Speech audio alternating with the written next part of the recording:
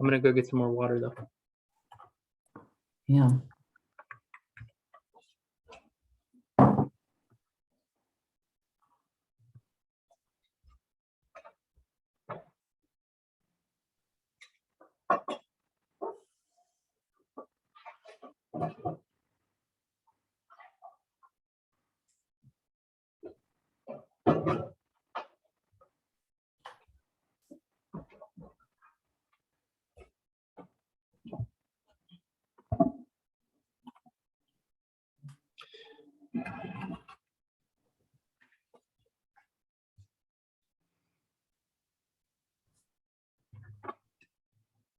Good evening, folks. Thanks for joining a little bit early. We've got another 5 minutes before we start.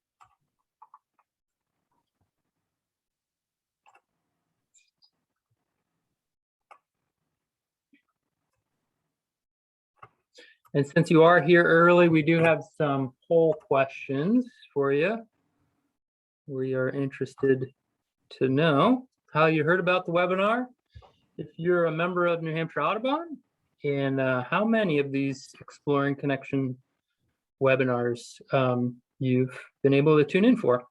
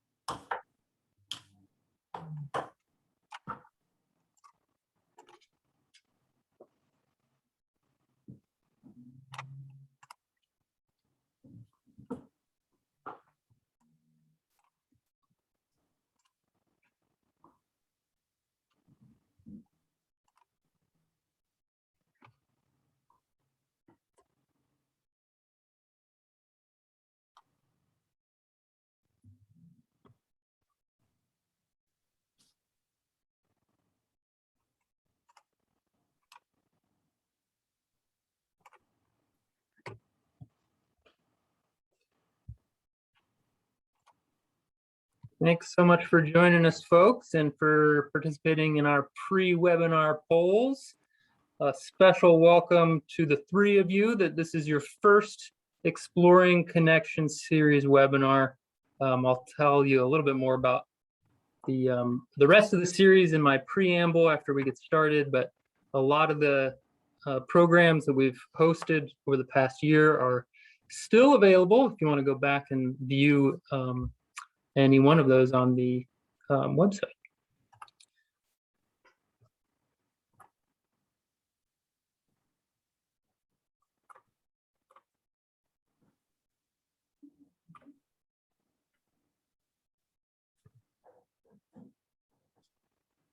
And thanks for joining us, especially those who are not yet members of New Hampshire Audubon. This is just one of the many ways we connect people with nature to achieve our charitable mission, which I'll tell you a little bit more about in a minute. I'm going to go ahead and get this posted out to Facebook Live, and we'll get started in just a couple minutes.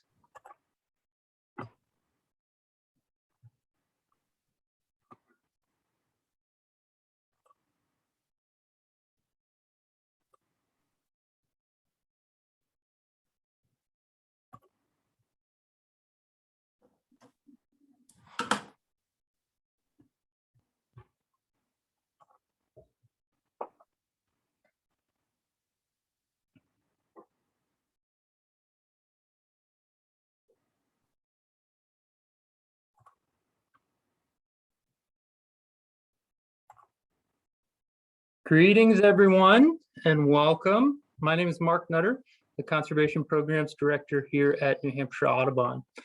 I'd first like to acknowledge that this presentation is streaming to you near our state headquarters in Concord, New Hampshire, which is located within the site of the ancient village of Pennacook in Nadakina, which is the traditional ancestral homeland and waterways of the Abenaki, Pennacook, and Wabanaki peoples past and present. I would like to acknowledge and honor with gratitude the land and waterways and our ancestors, the Alnambak, or human beings, who have stewarded Ndakina throughout the generations for thousands of years.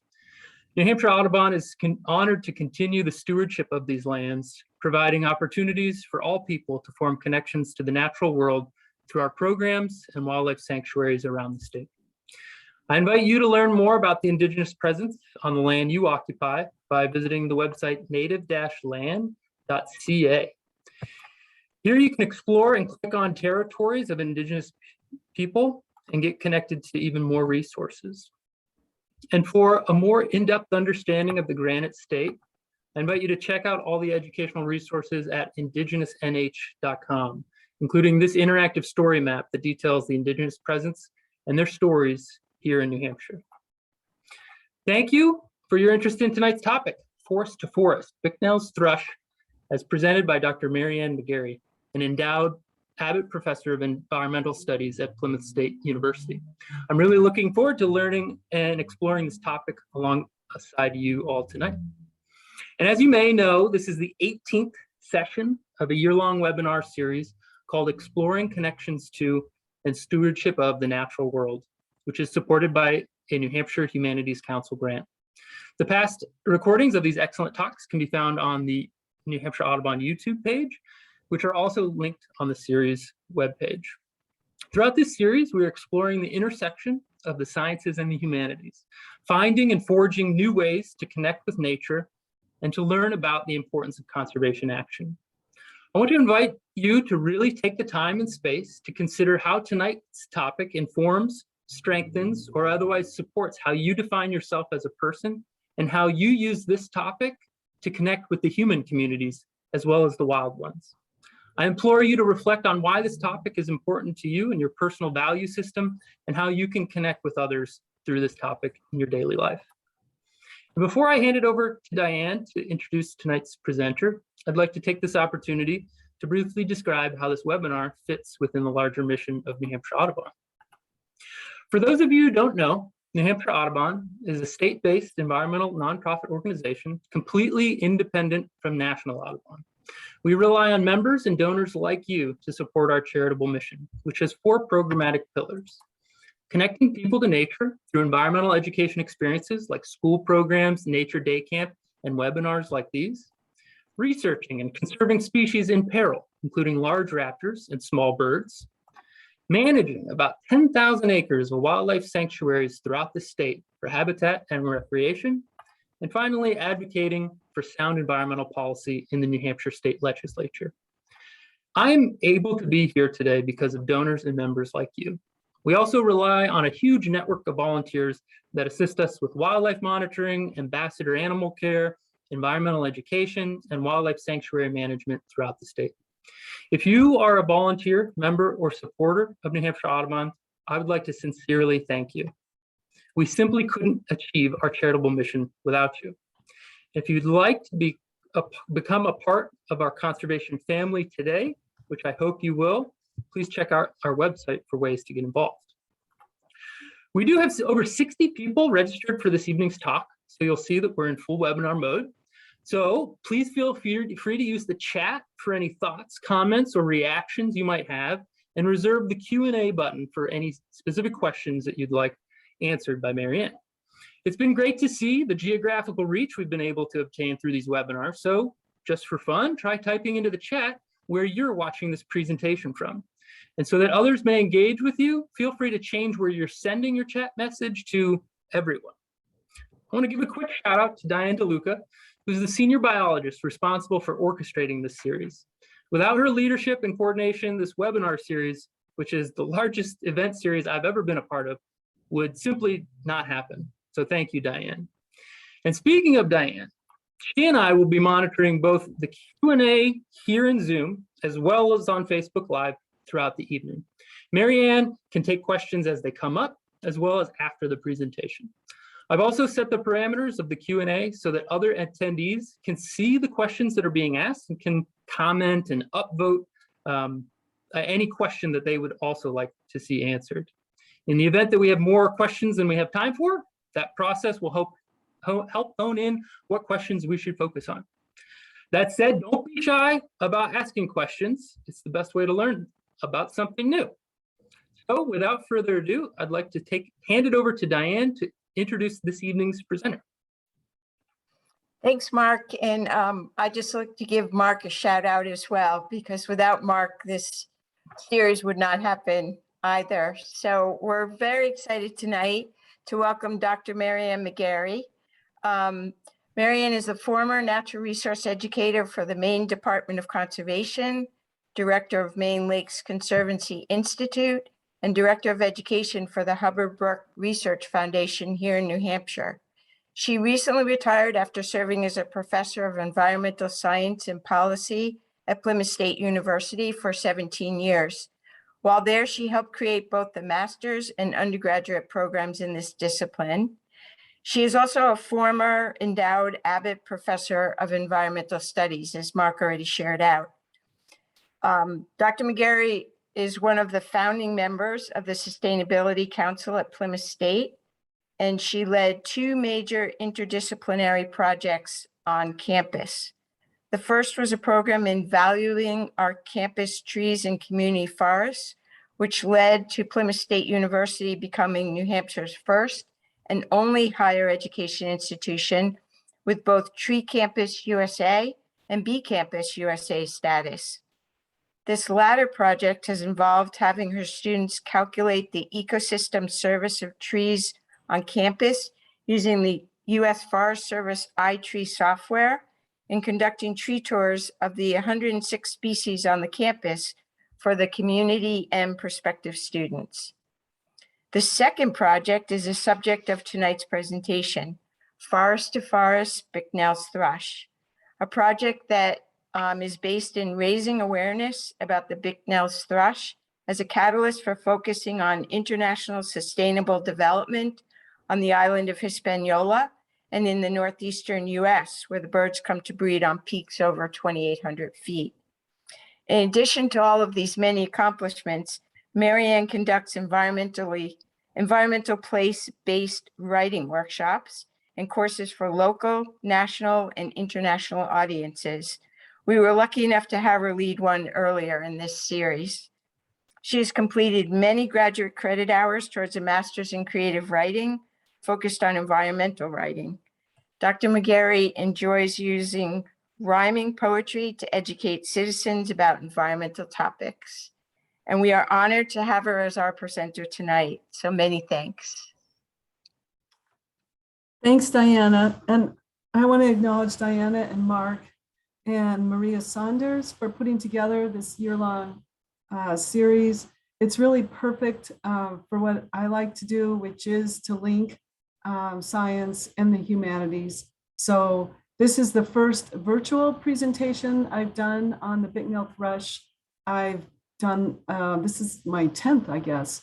I do them for Appalachian Mountain Club at Joe Dodge Lodge, and I've done them at some other conferences and on campus and in my class. So I'm thrilled to be able to have so many people participate, including a very longtime friend, Jody Chambers from Colorado. I saw that she's on, so that's very thrilling.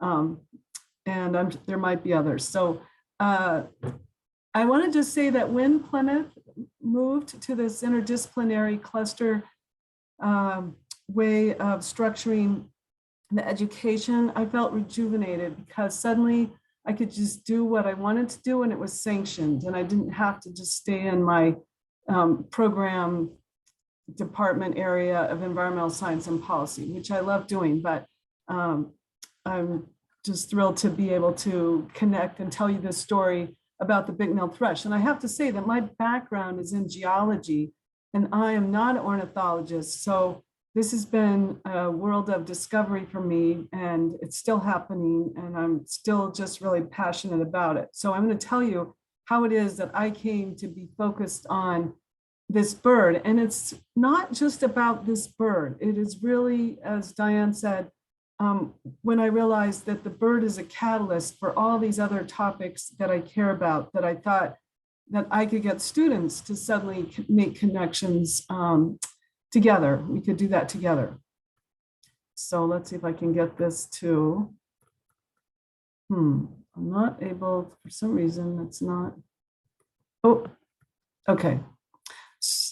Got it. All right. So I'm going to do the overview, which I'm going to tell you about the origin of the initiative and how it began and where it's gone and where I hope to continue to take it with even more time now that I'm officially retired from full-time position at PSU. And I want to mention that this completely was a collaborative team. And part of the reason I had the energy that I did is because of the people that came along the project with me. And then I'll just tell you what I've learned about the bird. And most of the science has been conducted by the Vermont Center for Eco Studies in Vermont. And you'll be hearing and seeing a lot more about them. And then we'll talk about all the many threats that the bird faces, and then the hopeful conservation strategies. And there has been some really good news, even though in Haiti this year, it's been all kind of crazy bad news. But and then I'll just talk a little bit about some of our project events. So usually when I give a presentation, I arrive with a whole entourage of art and posters that my students have created. And so I just have this one background image there to kind of show them. And so as you can see, there's the first picture of the bird. So it is not the exotic, colorful plumage that drew me to this bird. It's kind of a bland bird, actually, in appearance. So this began back in the winter of 2016, and Plymouth State University has a ski deal most years, and now again with Cannon Mountain. So I went into the lodge at Cannon Mountain, and I saw this big new map of Cannon up on the wall, and I saw this yellow hatched area, checkered area. And I saw the label about Bicknell thrush. And I thought, okay, well, I don't know much about birds, but I do know the thrush is a bird. And this is interesting. What's the story here? Where's the brochures? Where's the explanation? And so I realized, okay, if I'm so intrigued, then I think maybe my students can help tell this story. So I went to the general manager, John DeVivo, and Greg Keeler, who's director of sales and marketing. And I said, hey, I think my students could help you guys with this story. So I came back to PSU, and this is where we formed a team. And it's a very diverse team. So there were the director of the Museum of the White Mountains, there were students, there was a social scientist, there was a graduate education faculty member, another person that runs a sustainable consulting company and teaches at PSU, Len Reitzma, who is the ornithologist. So we kind of mapped out where we wanted to go. And I was really approaching this project as an environmental educator more than as a scientist. So I want to just be upfront with that. So what we decided to do is that the students, a couple of students, were going to create a brochure for the tram for tourists at Cannon Mountain.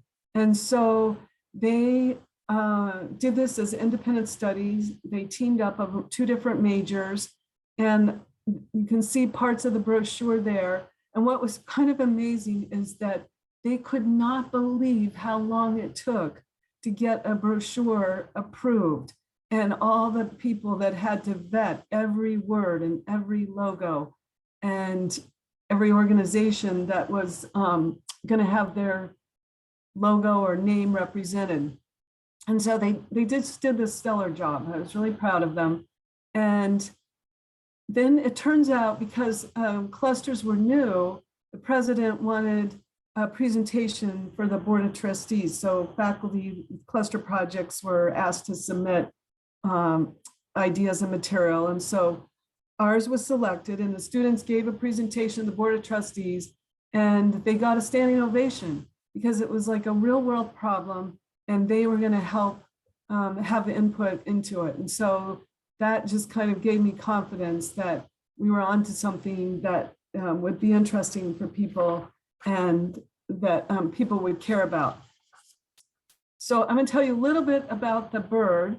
It's very small, just 6 inches in length. And by the way, yeah, I think I made it clear that before I walked into that ski lodge, I didn't even know what the Bicknell thrush was, and I didn't know anything about its story. So that's what we're gonna go through tonight. So it just weighs about an ounce. It's light olive brown upper parts.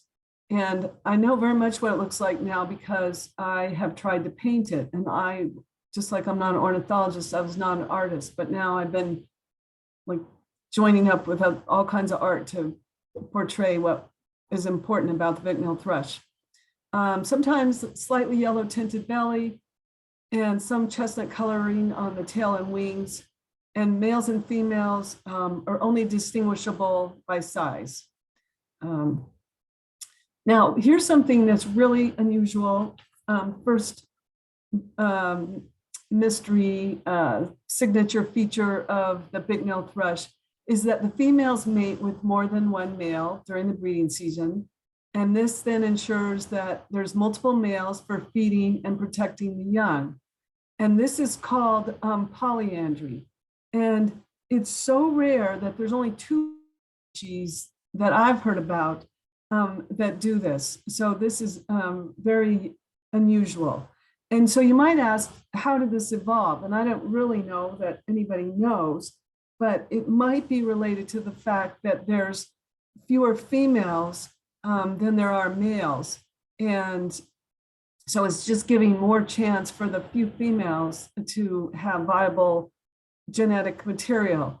The females, when these birds migrate, get relegated to sort of submarginal territory compared to the males.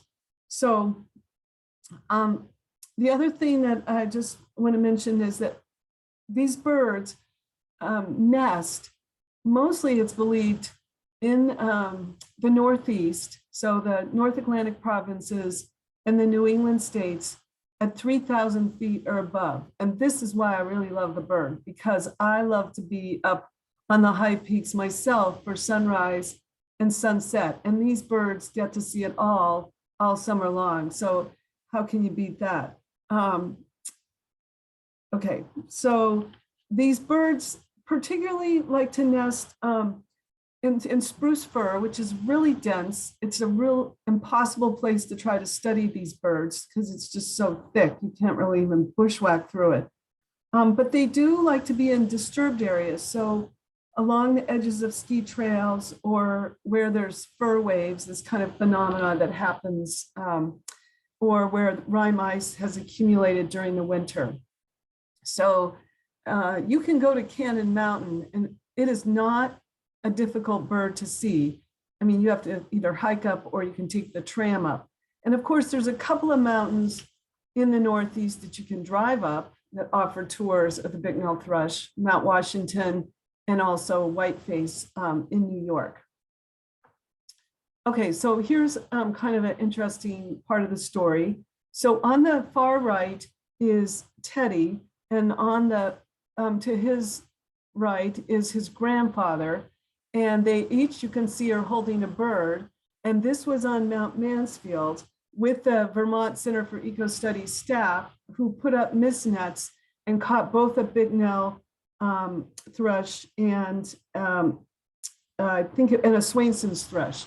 And so they both, grandfather and grandson, got to release them. But what's even more significant is that Teddy, the young boy on the right, his great-great-grandfather is the man on the far left, who's Eugene Bicknell, who first really described and recognized the Bicknell thrush on Slide Mountain in the Catskills.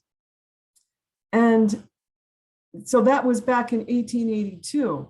But what's really surprising is that the Bicknells was not recognized as a distinct species until 1995. So it was kind of believed to be a sub part of the gray cheat. And it was only with technology and banding looking at the migratory path of the birds that they realized, oh, these birds are very different. They have different calls. They don't respond to one another's calls. So with my partner, Jim, who might be watching, I hope, I had to go to Slide Mountain before this talk. I'd never been to the Catskills. I've hiked all the 4,000-foot peaks in New Hampshire, and I've done half in Maine probably, and a number in the Adirondacks, but I had not ventured down to the Catskills. And frankly, I didn't know much about the Catskills, but I thought they were like podunk little hills. Why would I go there? But I learned that there are 35 peaks in the Catskills that are 35,000 feet or higher. And I guess nobody in New Hampshire talks about them because they're all tree covered.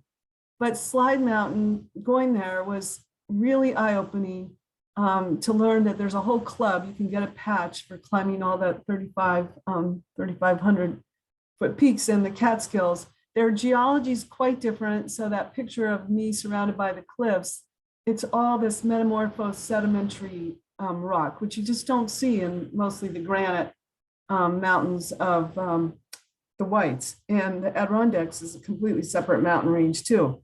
But it is a mountain, and you can see these four very steep vertical ladders that you actually climb down once you get to the peak of Slide Mountain to get one of the best views. So, so this bird has opened up my horizons in terms of geography, as well as geology and as well as ornithology. Okay, so it was once recognized, it only became recognized as a species in 1995. It has a different song. In fact, the males of the Bicknell thrush have alternating series of songs, 3 or 4. And the gray-cheeked, which it was so closely thought to be related to, only has one song. And the birds don't respond to each other's calls. Okay, but now, look at this. The gray-cheeked, look where it migrates to South America. The Bicknell thrush has the most restricted range of any bird, which makes it so unique. And not only are there about maybe 100,000 of these birds left, but the great majority of those birds, when they leave the pinkish areas of the Northeast, most of them go to the island of Hispaniola, where Haiti and the Dominican Republic are co-located. Some to Cuba, but 4 islands, and mostly to Hispaniola. Okay, here is the call, kind of a wee wee tee wee, and you can see, and I think Mark will put in the chat the link so you can go and listen to the call of the Bicknell thrush. And that piece of artwork there was done by my colleague, or my friend actually, Margie Seymour, and it's called a spectrogram or a sonogram. So it's actually what the call of the bird looks like, and she and I do art together. So this was her idea for an art project, and I love it. And she also is my partner in the Mountain Birdwatch Monitoring Program, which I'll be talking about a little bit later, which happens across all of the high peaks in the Northeast. On one day in June, you go in between like 5 and 7 in the morning, you listen for the birds and you collect the data, and we're learning so much about the Bicknell thrush from all of these citizen science. And as the guy that runs it, Jason Hill, says, you don't have to be an expert, you just need enthusiasm. Well, I think he's stretching a little bit because I'm still struggling to learn the calls, but my Margie is a good birder, so she goes with me. So I want to just say a little bit more about the Bicknell thrush song. John Burroughs, who I studied as an undergraduate, as an environmental education major, I designed my own major. He said the song is in a minor key, finer, more attenuated, and more under the breath than that of any other thrush.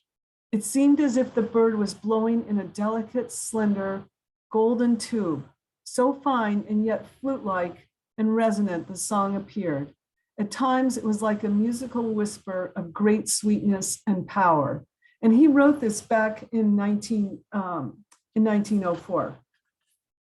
And as it turns out, when I went to Slide Mountain, I found this plaque about John Burroughs right at the summit, or right below the summit of Slide Mountain. And he pretty much introduced the world to Slide Mountain. He made many visits to the peak. And so, of course, he would have heard the bird and would make that beautiful description about the bird. This is kind of an interesting quote. This guy, Wallace, he did his dissertation on the Bicknell thrush, its taxonomy, excuse me, distribution and life history. And he said only a freak ornithologist would think of leaving the trails on Mount Mansfield for more than a few feet. The discouragingly dense tangles in which Bicknell thrushes dwell have kept their habits long wrapped in mystery. So he wrote a couple of books on ornithology. He was 31 years faculty member in zoology at Michigan State University. And there's a quote that I really love of Wallace's. He says, "Why is it that when other people give talks, the time goes so slowly, and when I give them so fast?" So I was keeping that in mind for tonight. So these people, they knew about the Bicknell thrush, but they just didn't know till recently about it being its own species. So here pictured is Chris Rimmer, probably the world's expert on the Bicknell thrush, really nice, down-to-earth guy, came over to Plymouth for the projects that we have that I'll be telling you about. And I think he's there in Cuba with this photograph with the first Bicknell thrush that was tagged. And they have a great story of tagging a bird in Vermont and then going to the Dominican Republic and getting the same bird and having a conversation with that bird, like, okay, you got here before us. You didn't have to go through customs. You just could be more speedy.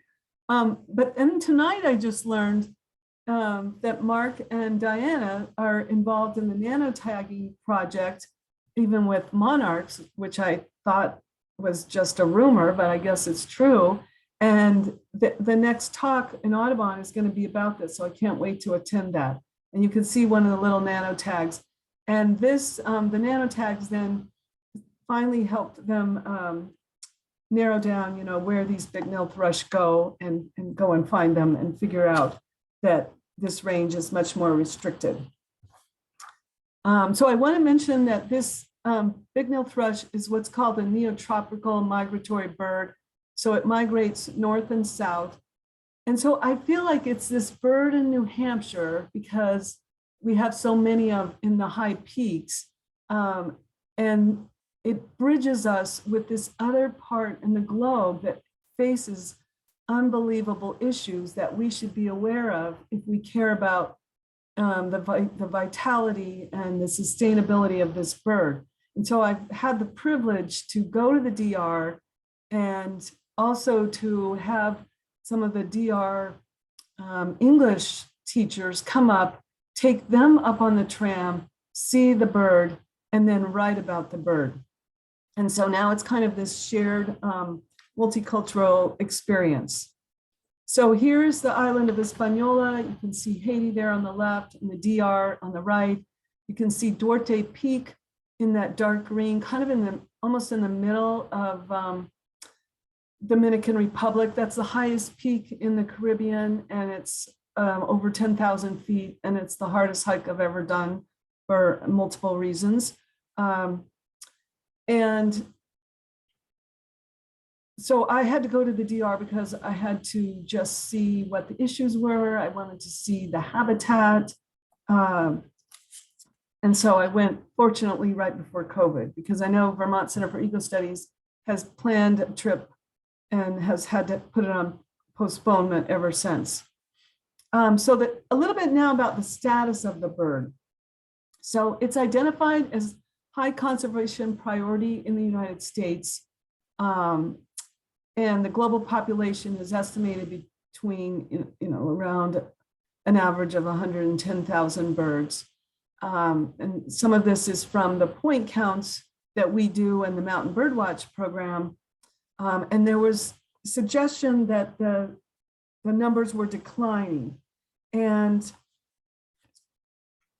in 2017, there was a petition to list the bird on the endangered species list, and climate change being one of the main reasons, because as you can imagine, if we have warming, the birds that are in these breeding areas, they're islands in the sky, and as the temperatures get warm, their habitat could just get smaller and smaller.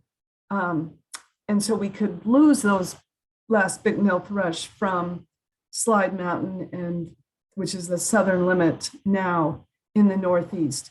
Now, Canada has other issues. They're considered vulnerable in Quebec, endangered in Nova Scotia, threatened in New Brunswick. So even you can see the solid green, they're up in these areas as well.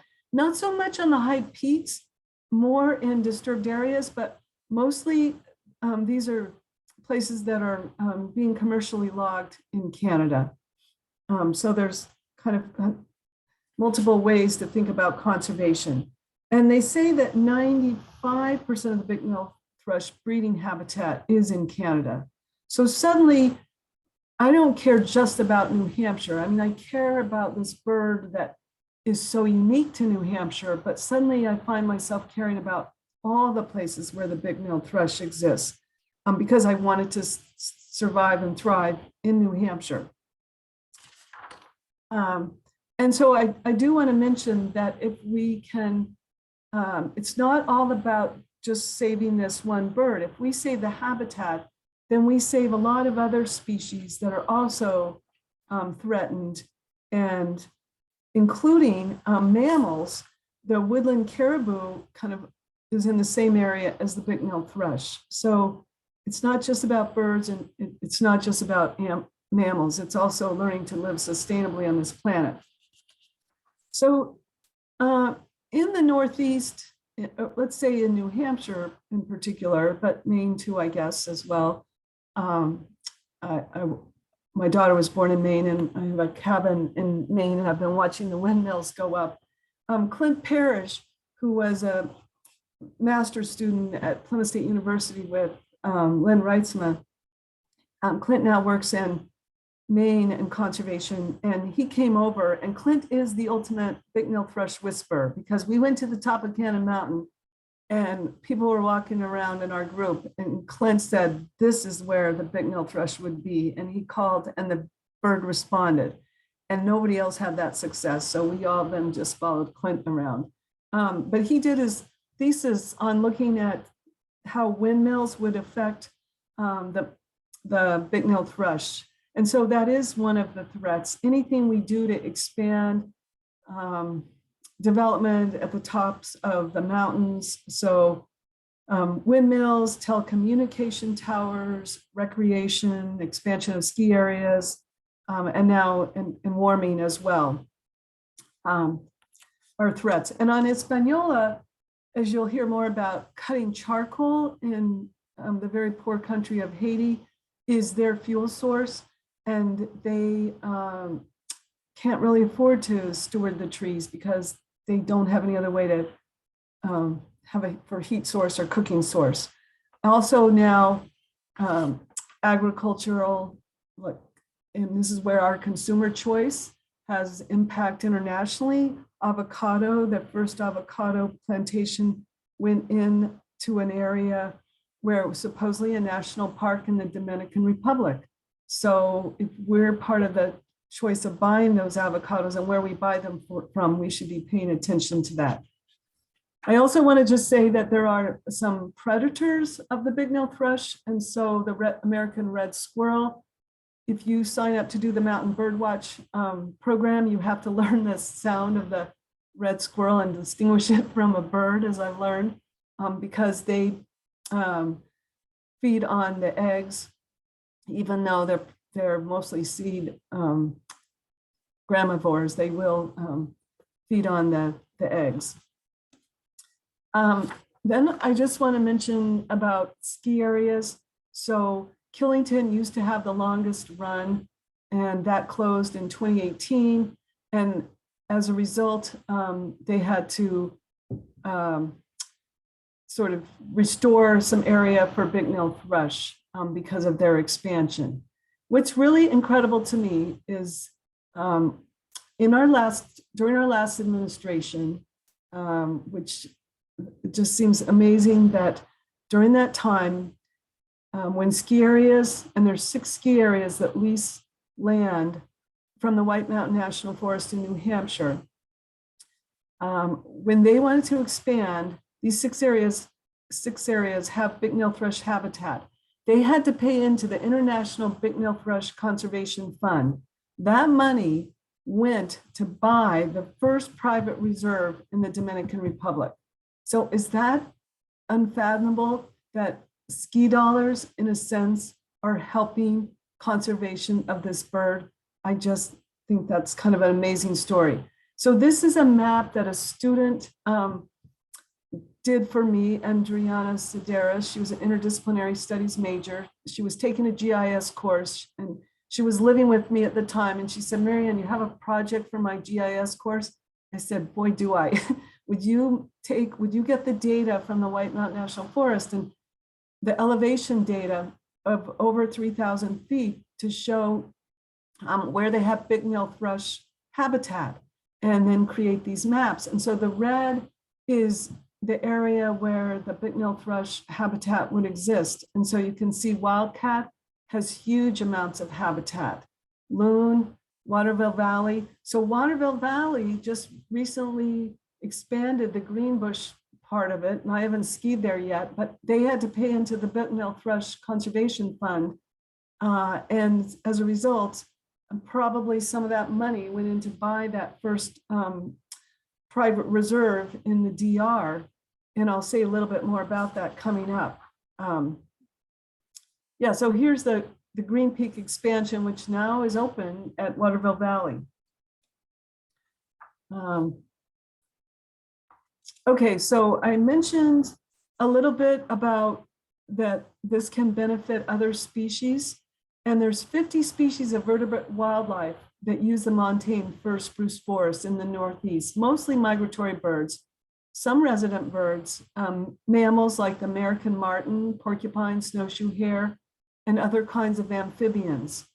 And so if we save these habitats, then all these species will benefit.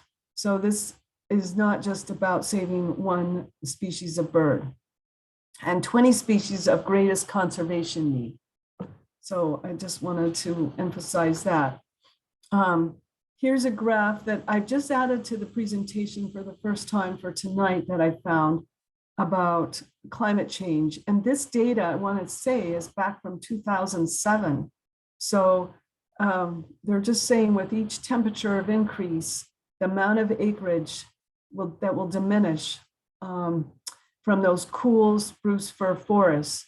And this is about the fir that will be lost, amount of fir, which is key for building the nests when the birds are here breeding. Okay, in the winter, this is where the birds, people generally recognize, are much more, having a much harder problematic time. Everything that's going on that one island of Hispaniola. And as I mentioned, that males and females use different habitats, and the females get marginalized, the males take the best. And they've actually had a study and found that these introduced, so here's a case against invasive species, Plaque and Norway rats feed on the birds when they're roosting, the females mostly. So that's a problem, and that's just the beginning of the problems in the DR. So here's a picture upper right of where this, probably the signature national park is in the DR. And you can see the black circle around it. And then on the bottom left, the lime green encircles that national park. And you can see in the middle diagram, it butts right up against Haiti.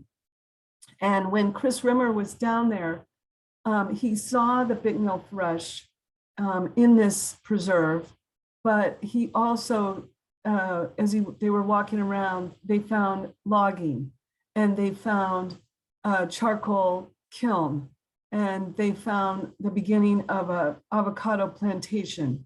So the Haitians cross the border and they'll go in and they'll get the trees. I mean, they just, it's subsistence living for them. So that's kind of the concern in that particular park where the Bicknell thrush have been seen. So this is Kent McFarland, who works for VCE. And it wasn't until 2019 that this private reserve was created, and it was based off of work that he did. And he was looking at private properties in fragmented forests, and they found this abandoned farm, 400 hectares, and they bought this, and it became the first private reserve. And 70% of the land is forest and forever wild, and the remaining is where they're going to raise chocolate organically. So they're contributing to the economic of the local people. So that's exactly what kind of thing that you want to have happen. And so that is some really good news that's happened just recently in the last couple of years. And here's the kind of cloud rainforest, broadleaf forest where the Bicknell thrush are in the winter. Okay, and I want to move along and just talk about that. If you want to see the bird, if I've got your interest and you want to go hear that beautiful call, there are a number of places that do offer tours. And so I'm going to just showcase a couple of those, including Mount Washington, the Auto Road, in the Adirondacks. You can go up Whiteface. The visitor center at the summit of Whiteface has T-shirts that promote the Bicknell thrush. So I want to have those made and sell them at the Mount Washington and some other, like at Cannon Mountain. We've also want to have like a beer that's the Bicknell thrush, an ice cream they tried at Whiteface. So some commercial products just to raise awareness. All right, so here's some of the conservation signs at the top of Slide Mountain. There's the Bicknell thrush T-shirt that I purchased and wear.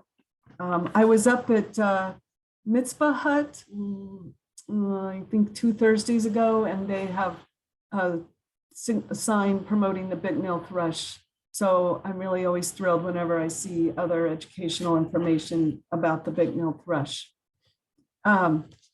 So now they're trying to get land conservation people, as well as scientists and even ski area maintenance people to understand how the Bicknell thrush can coexist with some of the recreation that happens at the ski areas.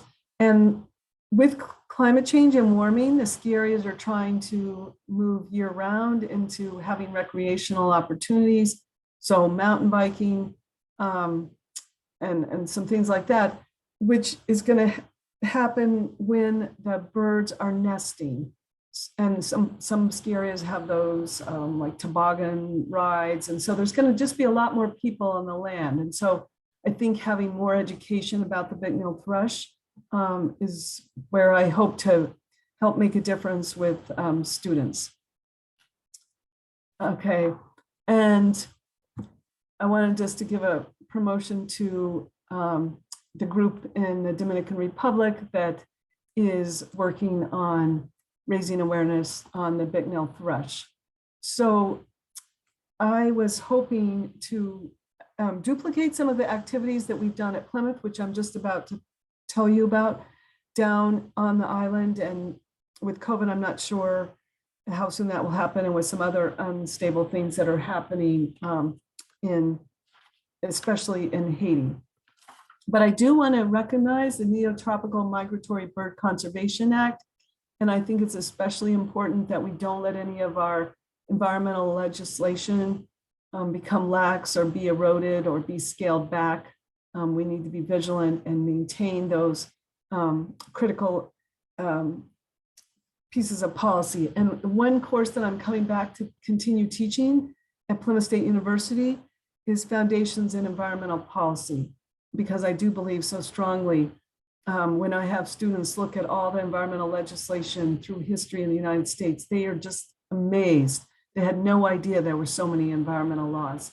And then they learn about how they can be upheld. So I do want to mention that there's, back in November of 2018, there were grants that you could request funds to study migratory birds. So I always am trying to let my students know that the field of science is still evolving. They can be part of the solution. And I want to tell you now some of the things that we did, which were just so rewarding. This is kind of a funny story. So on the top of Cannon Mountain, there is a platform and a tower, and on that tower were all these lights. And so somebody from Massachusetts was saying they wanted to figure out if they could turn off these lights because all these birds were getting injured. And somebody routed this message to me, and I said, well, geez, I now know Greg Keeler, facilities director at Cannon Mountain. So I told him about this.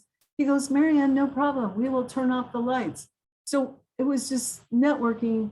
And I thought, all right, I've made one difference. This is great. And the funny part about it is a friend of mine, Tom Davis, who's on the search and rescue for Penobscot Valley Rescue. He was on out rescue and he's like, where are those lights on Cannon Mountain? That is my orienting field mark at night. And then I told him the story. Oh, we got the lights turned off. So that was kind of a funny, I guess it had an impact on the search and rescue people. Okay, so we took in July, 2 years in a row, we took a group of delegates from the Dominican Republic to the top of Cannon Mountain. And Joe and Greg, my new buddies at Cannon Mountain, let us go up in the tram before tourists were allowed, the first one at 7. And we went up there, and Clint is in the bottom picture, right behind Lynn Reitzma.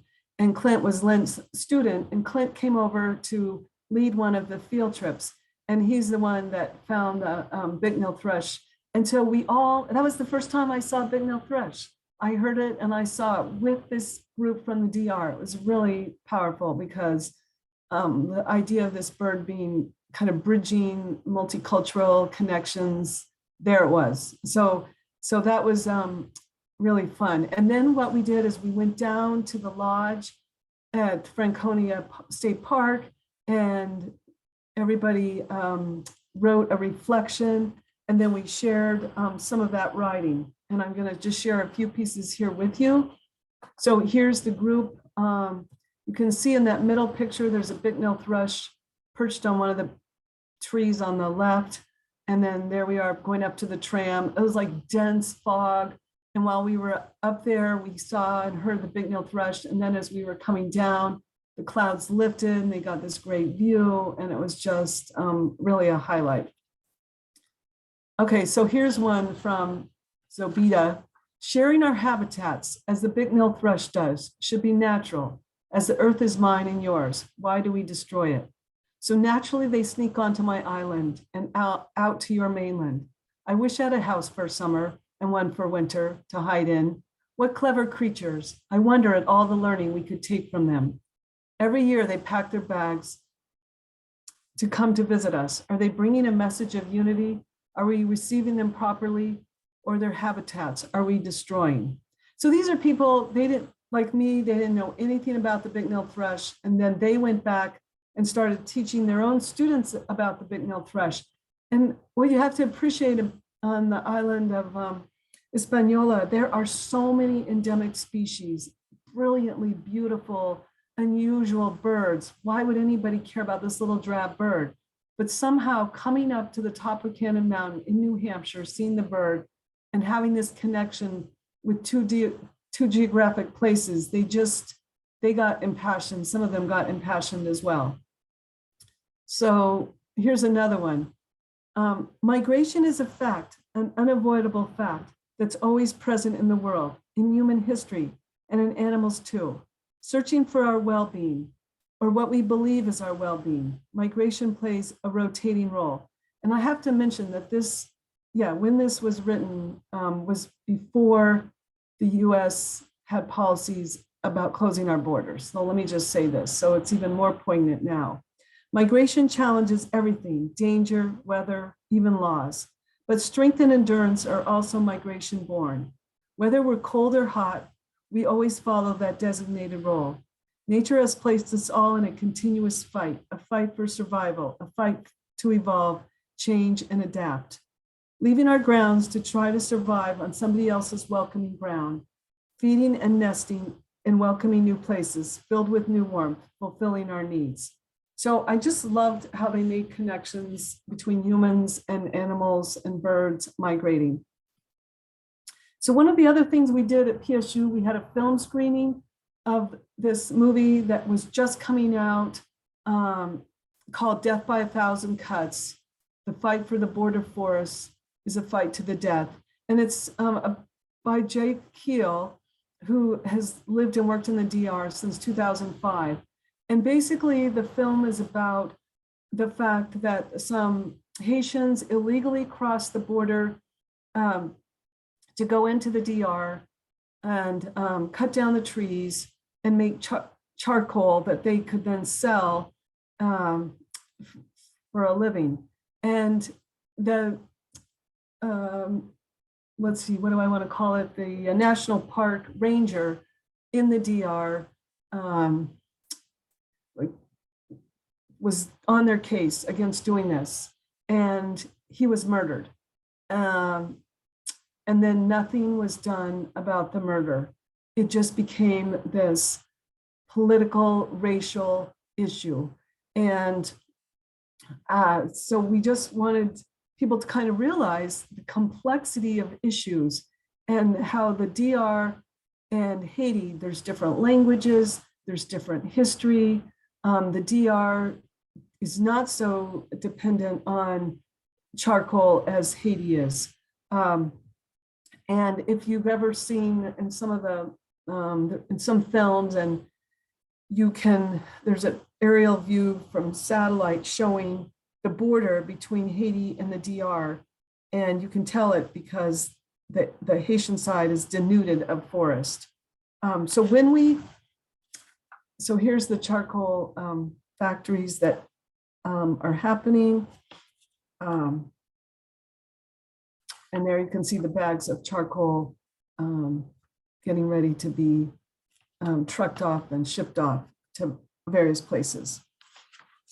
Okay, so here's that image that I'm talking about. So there's the border between Haiti and the Dominican Republic. The Charcoal War is the film. 85% of Haiti was deforested because of the energy's need for charcoal. So one of the solutions is to get the people a stove, a clean cook stove that is efficient. So that could be part of the solution. One of the other things that we then did at PSU is after we had the film screening, we had a conference, and we had 4 experts. We call them TED Light Talks. And we had Chris Remmer, the world's expert. We had the person from the White Mountain National Forest Service, Leland, who helped broker that deal with the International Bicknell Thrush Conservation Program and ongoing monitoring for ski areas.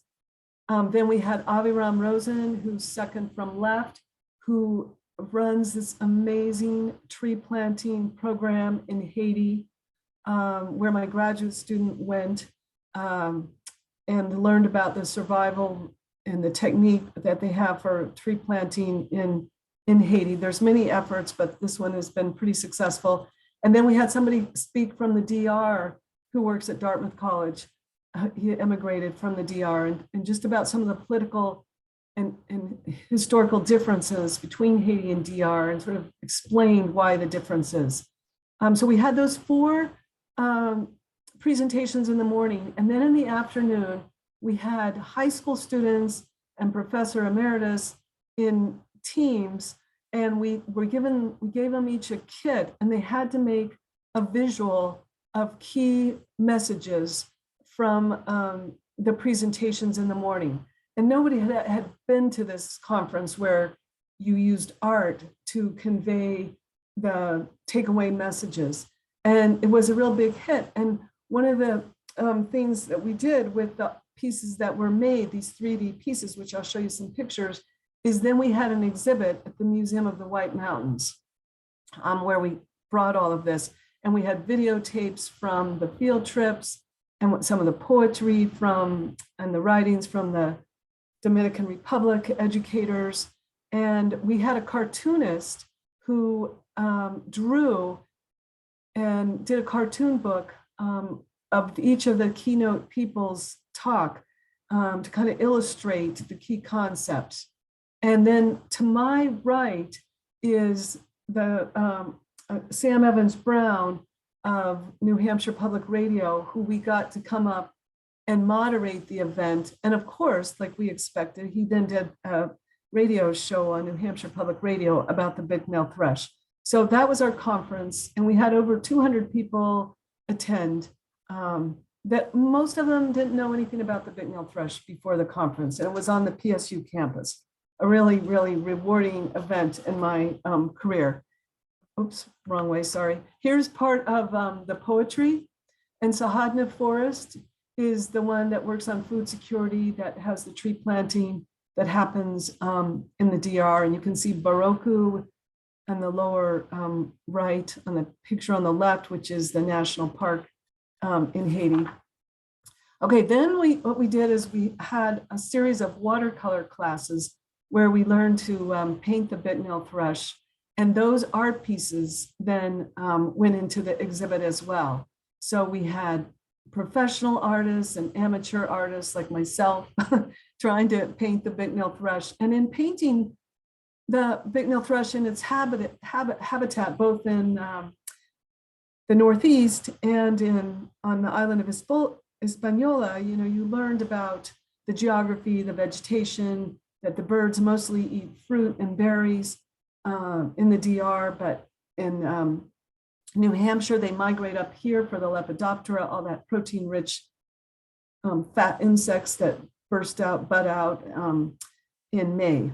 And the reason that they migrate up here is for food and not temperature. That's kind of a misperception we like to help correct. And then here is part of our exhibit. And so I'm featuring these young kids. They're at the Great Heron Montessori School over with the Squam Lakes Natural Science Center. And they made this great big Bicknell thrush on the wall. And then you can see over on the right, the Bicknell thrush, you can move this arm and the bird goes both from New Hampshire down to Hispaniola. And these kids were just like whapping this bird and it came off the wall. And one kid came up and told me, he said, "I think I broke the exhibit."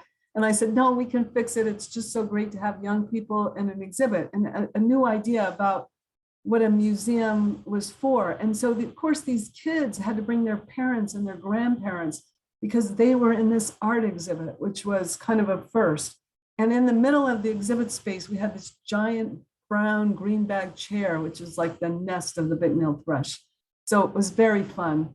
And I thought, oh yeah, so up in that top right, it's kind of covered by my screen there. You can see a young girl with her mother and her grandmother sharing the audio of the calls of the Bicknell thrush. So we had several openings, one special for the young people, and then the exhibit was up for about a month and a half. Okay, and then following up, and I guess we're just at 8 o'clock and I want to finish, so I'm just going to move through these last slides pretty quickly. In the middle down below is Aviram Rosen with my graduate student who was a TA for my Issues in Sustainability course. And Tyler went to Sahadna Forest in Haiti and helped plant trees. So, and Tyler now is doing horticulture for the Rose Kennedy Memorial Garden in Boston. And I want to go down and learn about that. So he just is very much now into urban forestry.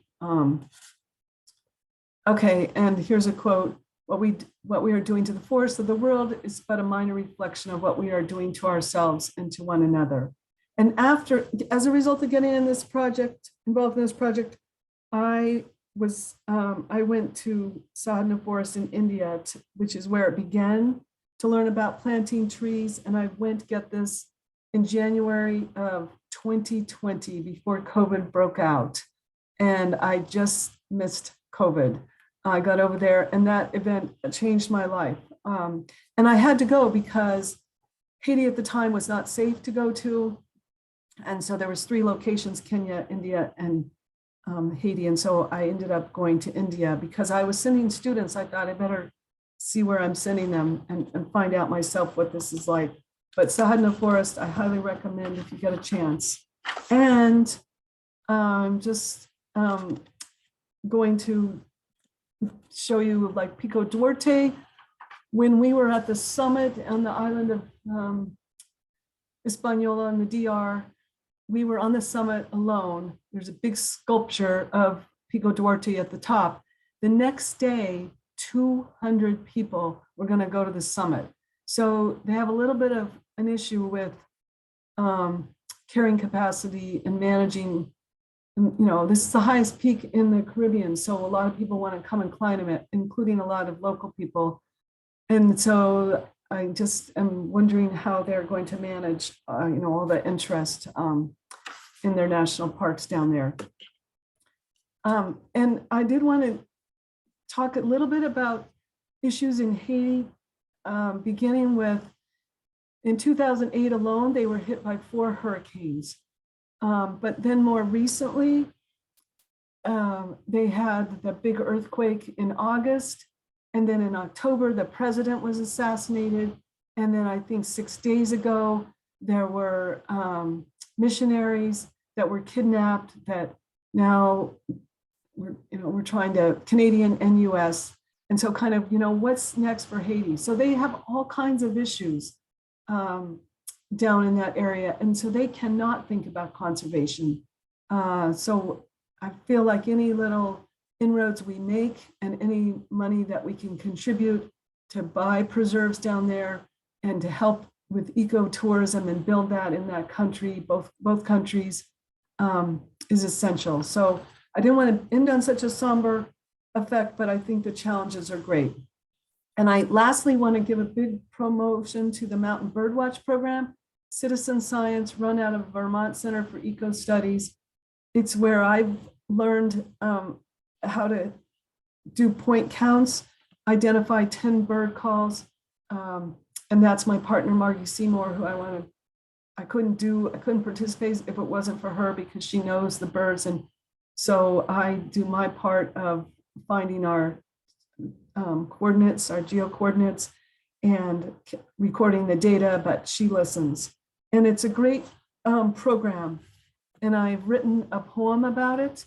And this is in my upcoming book of poetry and prints about the Bicknell thrush. Citizen science means using volunteers. People have been participating for years, collecting data using point counts, learn 10 species, note the amounts, be a mountain for sunrise, identify calls, use your ears and eyes, have an adventure, there is a need, contribute, do a good deed. 130 high elevation locations, 750 science determined stations. Find a partner, be part of history, participate to solve the Bicknell's mystery. So my peak is the stairs, which is nobody goes to because it's not a 4,000 foot peak. It almost is. It's in the dry wilderness area on the way to Isolation, which gives you something about the name, on the way to Washington Mountain. So next step is to help recruit more people for Mountain Birdwatch, do some marketing with the New Hampshire ski areas so more people will learn about the Bicknell thrush. We actually wanted to get a little sticker that everybody that got a season pass at any of the 6 ski areas would agreed to donate a few extra dollars into the International Bicknell Thrush Conservation Fund. So that's a project I'd still like to enact. And I also want to do a poster contest and have it be printed in 4 languages, Spanish, Creole, French, and English, and distribute it to Canada, the Northeastern United States, Haiti, and the Dominican Republic. And then I'm working on my book of poetry. And I took a children's literature course, and I looked at over 250 environmental children literature books. And I realized that if I did it with poetry, it would be fun to read, and people that didn't even care about the Bicknell thrush would read the fun poetry. So I have the poems, now I'm trying to do the illustration myself. And then I would like to do the activities that we did so successfully at PSU down on the island of Hispaniola. So that's it. And I forgot to mention that I wanted to ask how many people have seen a Bicknell thrush. We're going to do a poll for that, right, Mark? Thank you. And also the second question, how many people have participated in the Mountain Birdwatch program? And if you, that's a yes or no, if you participate in the Mountain Birdwatch program. And then if you want to put where your mountain is in the chat, I would be most interested to see how many participants participate in that. So then I was going to take questions all along, and I got so enthusiastic I kept going, and I did. So we have some time now for questions. Sorry for going over a little bit, but I didn't really even start until 7:08 because of the very good introductions of Mark and Diane.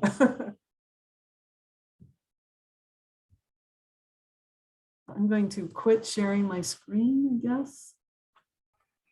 Well, thank you so much, MaryAnn. It seems like a lot of people, oh no, just 6 have seen a Bicknell thrush. I'm going to end that poll question and launch the other one. So here's a sharing of that first result.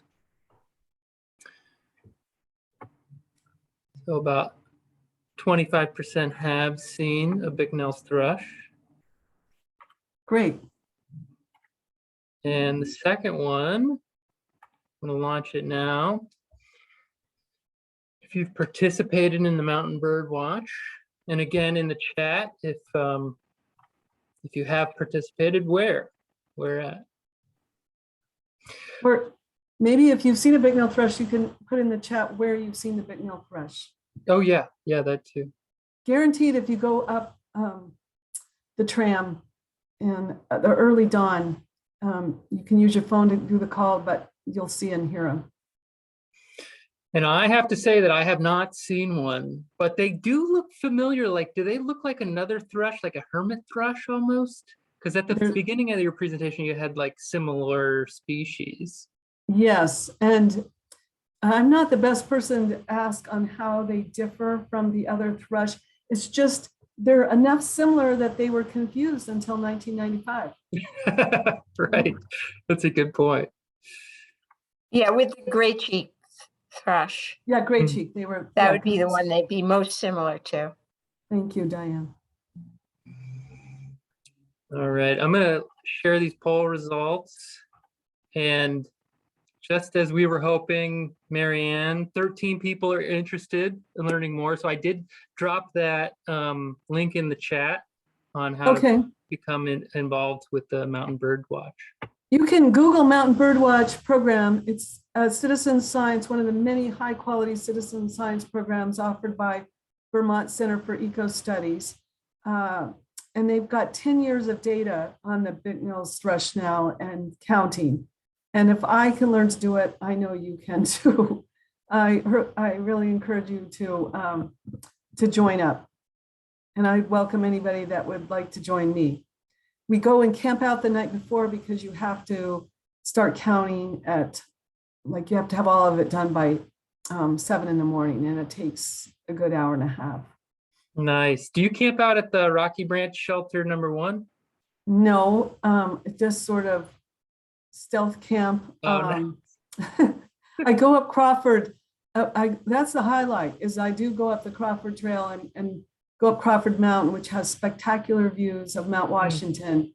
And then after Crawford, I looked for a place to camp and actually found a place to set up a tent.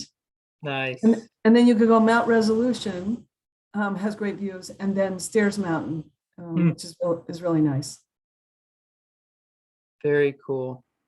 Yeah, And it's so there, amazing to me, MaryAnn, that your whole experience and story and curiosity with this just started with something that you saw Yeah, at one of the shelters, and it just snowballed into this giant thing. I had no idea, but it was serendipitous with PSU launching cluster projects. Hmm. Yeah. yeah, I just love the way that the story unfolded and so many people that you've touched along the way. It's wonderful, you know, from preschoolers all the way up, and then in Hispaniola as well. So it's really a wonderful story. There are a few, and so thank you, MaryAnn, for your never-ending curiosity and your willingness to put yourself out there to make a difference, because it's huge. But there are a few people who said, who shared where they have seen Bicknell's thrushes. And there's one participant who used to survey Wildcat Mountain Oh, and also said, I went to North Kearsarge too, but we didn't expect to see anything there. And I'm just scrolling down. So Mount Birdwatch on Belvedere Mountain. where's Belvedere? I've never even heard of it. So Mary will have to jump in and share that with us. Oh, it's in Vermont. That's why I don't know it. Okay. Because I'm now hiking the 52 with a view in New Hampshire, but I knew it wasn't on that list. So, okay, Vermont. Yeah. And then Stratton Mountain in Vermont, Wildcat Ridge, along the Pemmy Loop and along the Monroe skyline. Nice. And this is Mildred, who says it is my favorite bird too. Oh, yay. And then there were a couple other questions. So Mildred asked, which is the other songbird? I'm putting in songbird, but she said bird that engages in polyandry. Oh, I can look that up. It's a bird I don't know very much about, but hang on a second. Smith's longspur. I don't know anything about the Smith's longspur. It's not a bird here in the Northeast, or that you would likely see in the Northeast, but we can find out a little bit more about it. Yeah. And I'm just looking, is there another name for the Bicknell's thrush in Hispaniola? Yes, I think it's called Zor. It's the name of the reserve, which usually is on the tip of my tongue, but it's Zor it calls. Yeah, they don't call it the Bicknell thrush. There's a term in Spanish. Let me see if I can find it. Good question. I'm looking here. Yeah, they actually named the private reserve after it.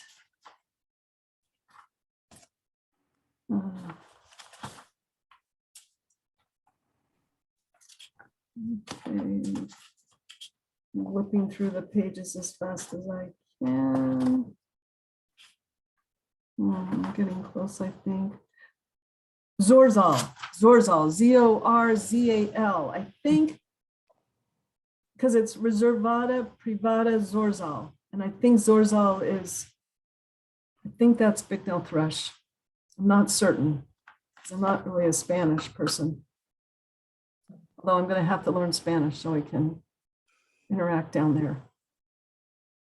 So MaryAnn, you did share some information about this, but is there an effort to change cooking with charcoal to another more sustainable method in the Dominican Republic to limit deforestation? Yeah, I think there's a number of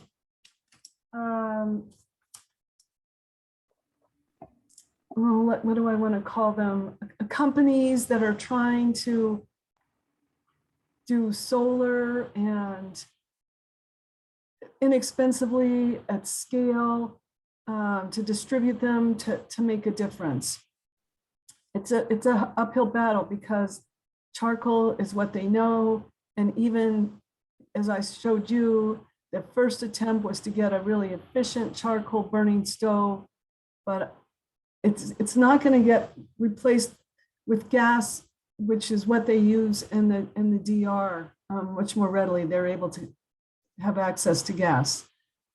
Haiti's just so poor, just so many issues. Hurricane after hurricane, earthquake after earthquake. You know, they just start to rebuild and then they get walloped again. And now there's just so much political unrest. I don't know what's going to happen. Yeah, and we have an attendee with their hand up. And Hazel, if you'd like to unmute yourself and join the conversation. I saw that you had some other information that you shared in the chat. Yes, I'm actually on the board of a little initiative started by a local in Gloucester, Massachusetts. She was a community nurse volunteering after her retirement in Southwest Haiti, noticed nobody composted.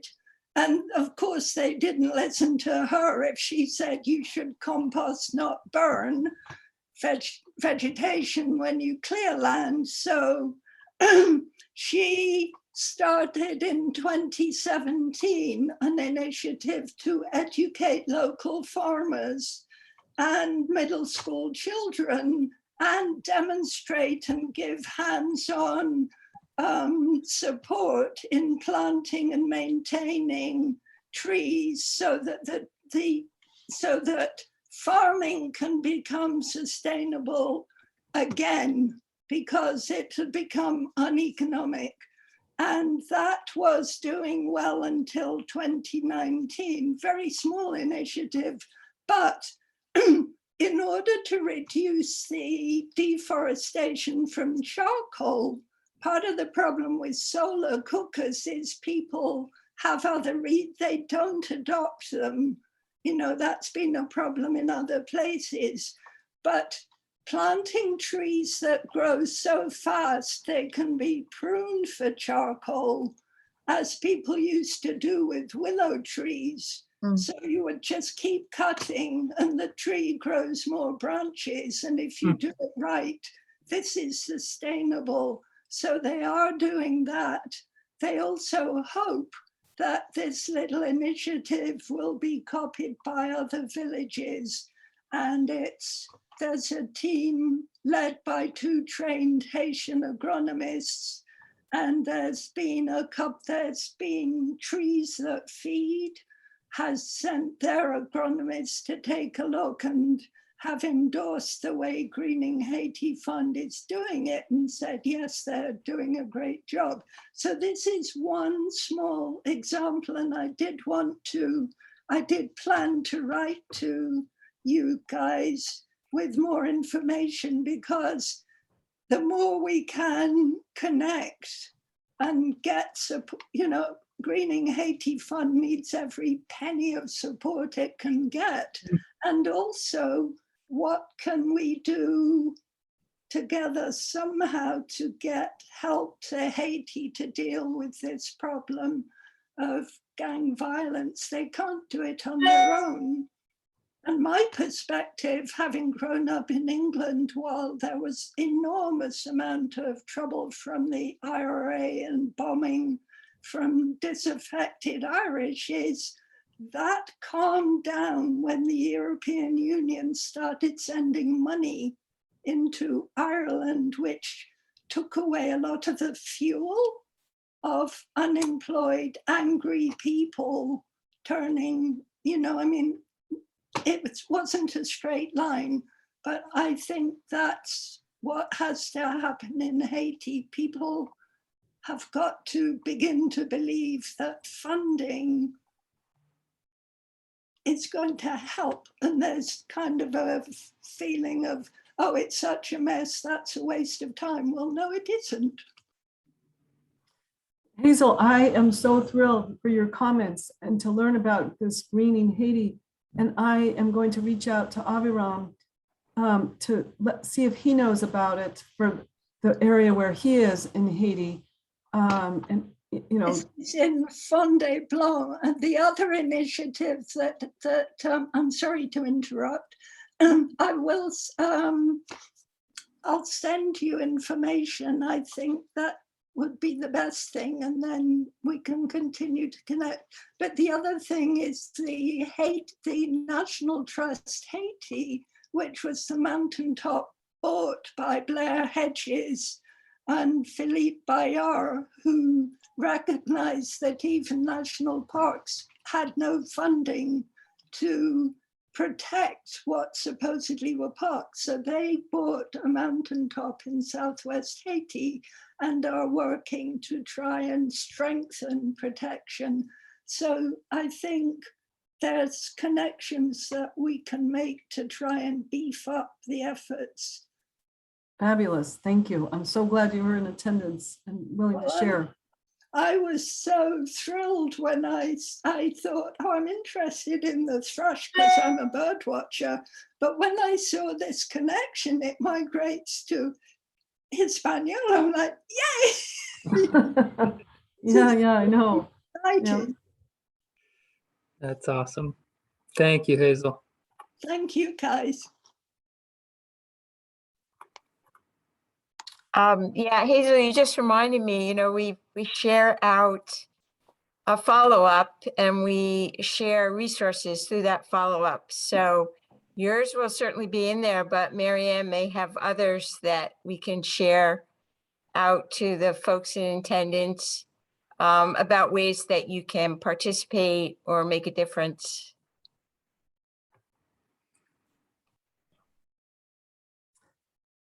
Well, thanks for everybody's interest and enthusiasm. This just motivates me unbelievably. Well, thank you, MaryAnn. That was awesome to go along with your journey this evening. And thanks, Diane, for helping out. And thank you all for watching and participating in the conversation. Like MaryAnn was saying, and I said at the beginning, next week we have another talk given by Dr. Carol Foss, the Senior Advisor for Science and Policy here at New Hampshire Audubon, all about MODIS, that nanotag technology that MaryAnn was talking about. And we'll have presentations continue every few weeks or so through mid-December. So please visit our website to register for more of these talks. That's all I have. Thanks again, and have a great night. Thanks, MaryAnn. Thank you. It was great for you guys to put this series together. Really quality. Well, we so appreciate you being part of it. So thank you very much. Tonight was very exciting. Good night, all. Bye-bye, everyone. Good night.